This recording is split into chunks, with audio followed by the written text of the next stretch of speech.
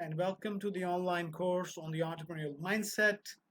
We will be continuing with the ICE Hotel Case B, Cold Opportunity.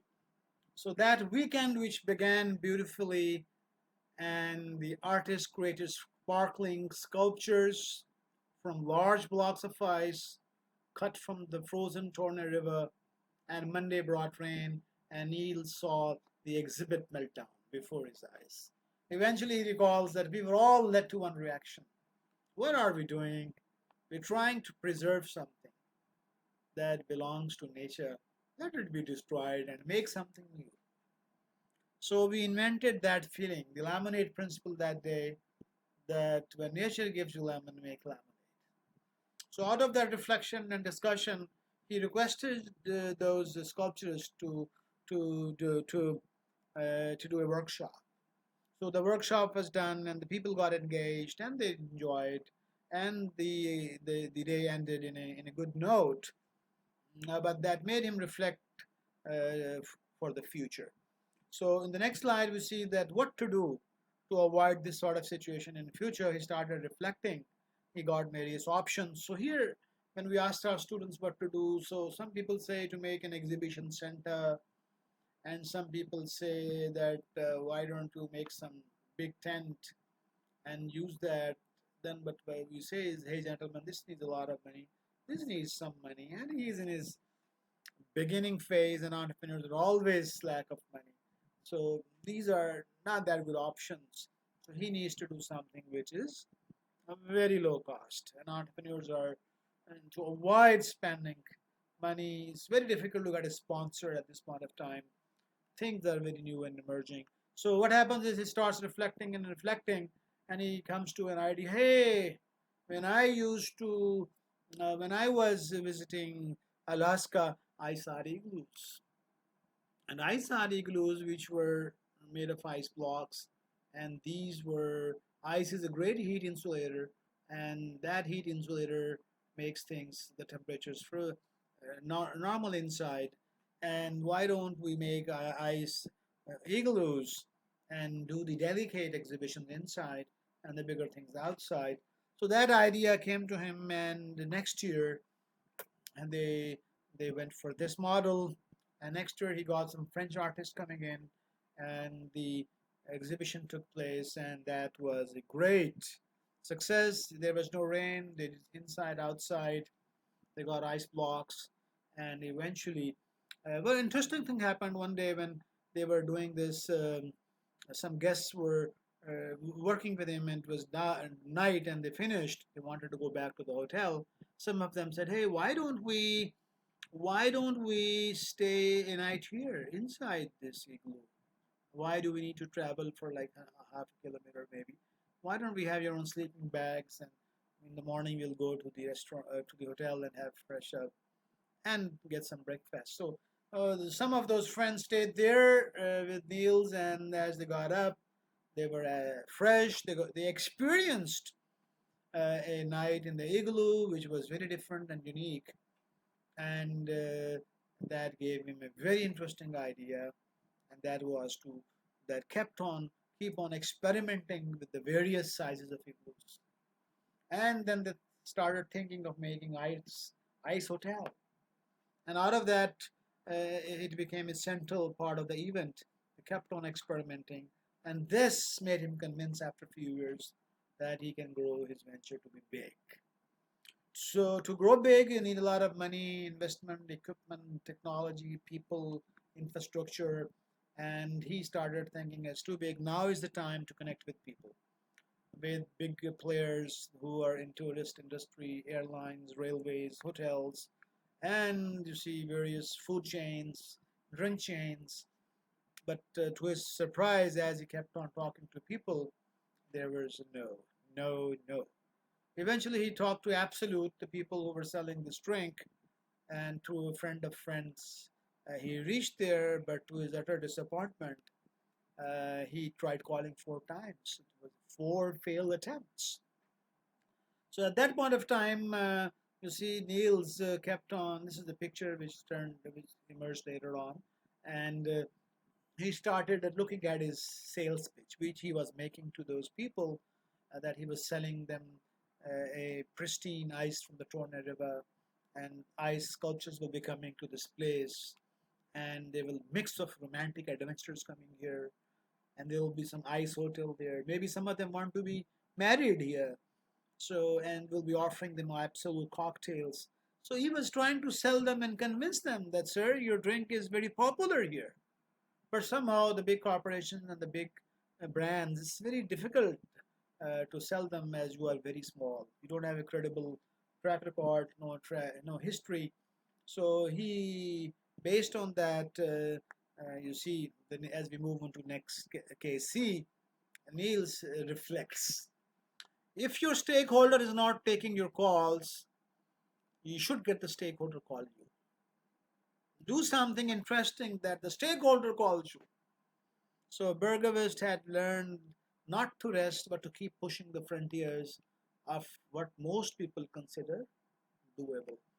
So he started reflecting and thinking and talking, and then he came up with a very interesting idea that he thought that if he does it, the the Vodka people will call him, and the stakeholder will call him.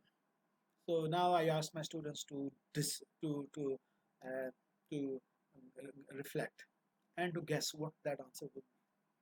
So in most of my classes, always a quietness which emerges, and very few, I think, in the past 10 years, maybe one or two people have approached this answer, and but somehow they don't get closer. And what we tell them that what actually happened was that he created a sculpture which created an interest in vodka and absolute vodka.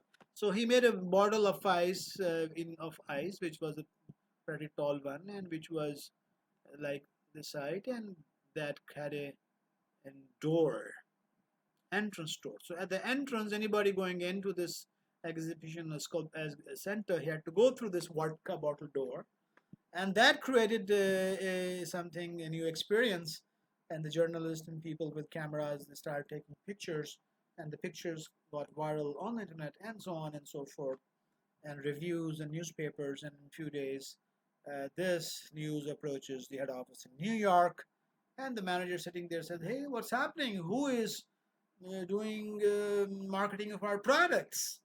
And he talks to the local representative in Europe, and then they say there was a crazy person trying to contact, but we didn't listen to him, and it seems he's the person. So when they find out, Niels is approached, and they come back to him, and that is the beginning of. So he gets a bar shelves coming in, and where his products is being outlined, being presented here, and then you can see the hotel starts emerging. He gets some funding and partnerships coming in, and then he sees that people are drinking. You see this drink, and they're using ice. So he started thinking, and he came up with an idea. Hey, why don't make an ice glass? So you see ideas coming out of ideas, and affordable laws coming up, new bird in hand coming up, new partners coming up, and he comes up with these ice glasses. So a manufacturing facility is built, ice glasses are made, they're packed in insulation boxes, and they're sent all over the world. And people are asking, sir, we want to drink in a box. We want to drink in a glass which is made out of the river Karuna. So you see that is branding. And that branding emerges. And you see a church is made where people can get married. So the priests get an opportunity, and eventually he finds further partnerships. Fritz, SAP, and Rails, and then SAS coming in, and partnership with the local church comes in. And each year they produced 500,000 glasses. 2008, Isotel joined forces with an energy producing company with Greenpeace. Stockholm opened, Ice Bar Stockholm 2002. 2015, it became CO2 negative. So you see, things kept on emerging, and eventually one fine day, he gets a telephone call from Richard Branson, and Richard Branson is seeking an appointment, and he wants to work with him to promote his tourism business. Look at the power of entrepreneurship. A person who is small, who is unknown, he is being approached by a very rich and already established entrepreneur, and he's getting a request to work together. So that is effectual entrepreneurship unleashed. So let's look at some pictures. It's Jukas, Jarvi, Sweden, 200 kilometers north of Arctic Circle. You can see the pictures, and you can see ice sculptures, beautifully designed, northern lights, ice hotel. You can see some beds with see with the this is leather skin, and we see sculptures. This is the ice bed, ice room with a bed, and so let's look at some of the key learnings from this case. So the first question which comes to our mind is, what is the common theme in this case? So the answer is written here, but when I ask them, my students in the class, so it's all once again start thinking, and they talk. He's hardworking, resilient, and they talk about these special traits. But what we see is a common theme in this case is that the story revolves around water, ice, and cold.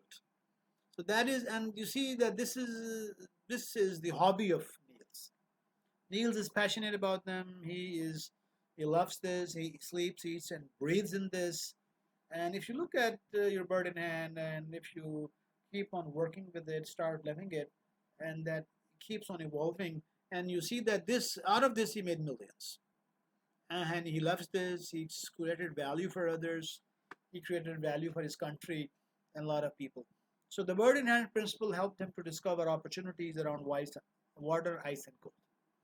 The second question which we ask is affordable loss principle was used during all the decisions. And we asked them that, sir, can you please, what did he had to lose? So generally he had very less to lose in all of the decisions. And once again, it's difficult for students to understand, but you see, he never took a very risky decision. He resigns from his job and he knows that he's making some money, and he already has a you see safety net with him, and he goes to Alaska. He makes friends in Japan. He never travels to Japan until and unless he has some network there. And so one another interesting question is what we ask is that what about the surprises? So he embraces every surprise, meeting and observing and talking, and he finds self-selected partners. So another question which comes to the mind is that can this journey be planned? So we ask this in the last question, and many people then now they are able to say, sir, this journey can never be planned. So why are we then teaching so much planning in our schools and colleges and universities? We always talk about 5-year, 10-year plans, strategy, business plans. So it's all contradiction. So what shall we do? So the answer is that it's a mix somewhere in the middle. We plan and we unplan, and we remain within these paradoxes and dichotomies. But the real thing, interesting thing is, we should plan to develop our burden. We should plan to develop our passion or hobby, and we should plan to do experiments. And we should plan to keep on doing experiments. We should plan to keep on visiting and reading and meeting and developing those skills and capabilities. So this is the career counseling which needs to be told, rather than telling somebody to, hey gentlemen, you need to be developed into an engineer and doctor. Don't tell people that become a doctor, engineer, or a scientist. Let things emerge. And how to help them to emerge is make them discover their bird in hand. Teach them affordable loss. Teach them lemonade principle and how to embrace surprises. And teach them how to make partnerships and quilts. So that needs to be taught, and that is career planning. So the learnings from the cases: can someone plan his entrepreneurial journey? It's difficult to plan. How can we do it? To meet a journalist, visit to Japan. So all these are what to do. So once again, keep on building your bird in hand and these things which have been explained. So with this case ends, and we're looking forward that these skills and capabilities come into us, and we are open to surprises, bird in hand. And you see, as our Urdu poet says, "Apni duniya aap paida kar agar zinda." If you are alive, then create your own world, and this is what is happening. So thank you very much, and looking forward to another episode.